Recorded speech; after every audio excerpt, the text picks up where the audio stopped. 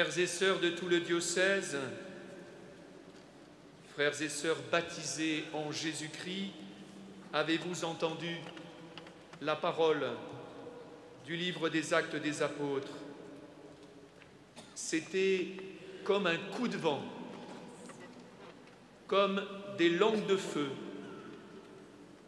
Et il s'en posa une sur chacun d'eux, chacun de ceux qui avaient suivi Jésus. À ce moment-là, l'Esprit Saint, le souffle de Dieu, vient de faire des compagnons de Jésus des missionnaires. Et cet envoi en mission s'est réalisé alors qu'ils étaient réunis tous ensemble en fraternité, comme nous pouvons l'être aujourd'hui. Que faisaient-ils tous ensemble? Les Actes des Apôtres nous le rappellent. Ils priaient, ils vivaient la fraction du pain, c'est-à-dire qu'ils partageaient le pain de l'Eucharistie. Leur vie était communautaire, fraternelle. Ils écoutaient ensemble et se nourrissaient de la parole de Dieu. Ils étaient assidus à se rassembler et à se laisser enseigner. Frères et sœurs, nous, chrétiens du XXIe siècle, est-ce que nous vivons cela? Retenons qu'il n'y a pas de vie chrétienne sans appartenance à une fraternité, de prière, de convivialité, d'échange, de formation, d'écoute de la parole de Dieu et d'engagement résolu. Nous savons, toujours par l'Écriture, que les amis de Jésus étaient des gens ordinaires, avec leur fragilité et leurs péchés, comme nous. Mais l'amour de Dieu est venu demeurer en eux, comme nous le croyons en nous aujourd'hui. Frères et sœurs, avez-vous entendu Jésus dans l'Évangile? Si quelqu'un m'aime, mon Père l'aimera, nous viendrons vers lui et chez lui, nous nous ferons une demeure. Par notre baptême, Dieu est en nous. Le croyons-nous assez? Dieu est en nous. Quelle bonne nouvelle! Quelle joie! Avez-vous aussi entendu saint Paul? C'était la deuxième lecture tirée de la lettre aux Romains au chapitre 8. Frères, l'Esprit de Dieu habite en vous.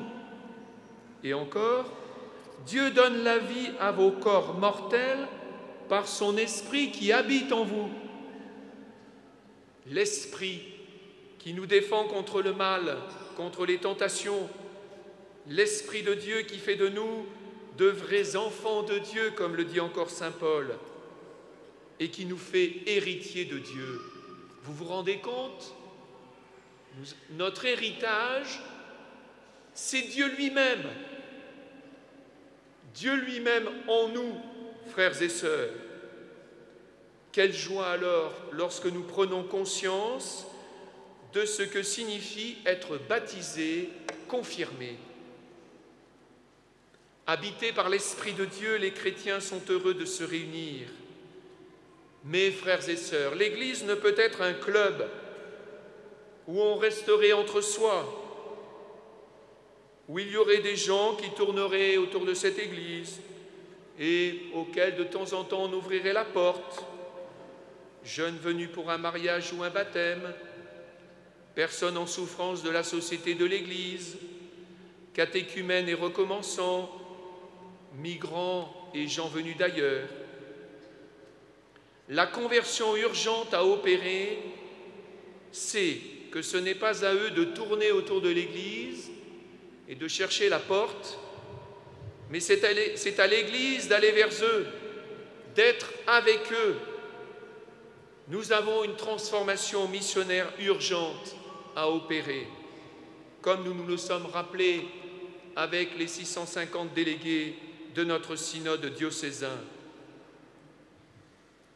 Frères et sœurs, les disciples de Jésus étaient des gens ordinaires, comme nous, mais ils ont franchi des seuils. Ils avaient suivi Jésus, ils pensaient à une installation, on dirait aujourd'hui une installation paroissiale, avec Jésus à Jérusalem. Voilà, Jésus serait le chef d'État, eux seraient les premiers ministres. Et voilà que, poussés par l'Esprit, ils ont été envoyés porter partout la bonne nouvelle de Jésus. Ils n'ont pas dit « on a toujours fait comme ça, on va continuer comme avant ». Non, ils se sont laissés conduire, déplacer, bousculer même par l'Esprit Saint pour proclamer à tous les merveilles de Dieu. Et nous, frères et sœurs, avec l'Esprit de Dieu qui demeure en nous, quel seuil, quel mur allons-nous franchir, quelle frontière pour aller vers les autres, quelle conversion personnelle et communautaire l'Esprit nous demande de vivre pour porter partout l'Évangile, quitte à souffrir avec Jésus, mais pour être avec lui dans la gloire, comme le rappelait Jésus lui-même.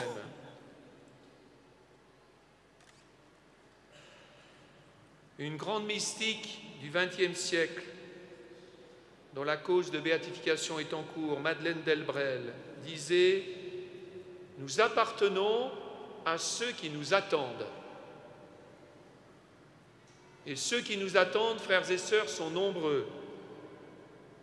L'Esprit Saint fait de nous tous des baptisés, des missionnaires. Ce n'est ni facultatif, ni réservé à quelques-uns, même si ceux qui ont donné leur vie, comme prêtres notamment, ont un rôle particulier dans ce domaine. Porter la joie de l'Évangile est une nécessité qui incombe à tout chrétien, au nom même de son baptême et de sa confirmation. Nous avons vécu un synode pour reprendre conscience de cela et pour que tous les habitants du Loiret entendent parler des merveilles que Dieu a faites en Jésus, mort et ressuscité, et dans le don de son Esprit qui demeure en nous. Tous les habitants, pas simplement ceux qui viennent frapper à la porte de nos paroisses, ont droit à l'Évangile. Frères et sœurs bien-aimés, Jésus compte sur nous comme il a compté sur ses premiers disciples. Nous le croyons, la force de l'Esprit nous est donnée, tout comme à eux, pour faire de nous des disciples missionnaires de Jésus.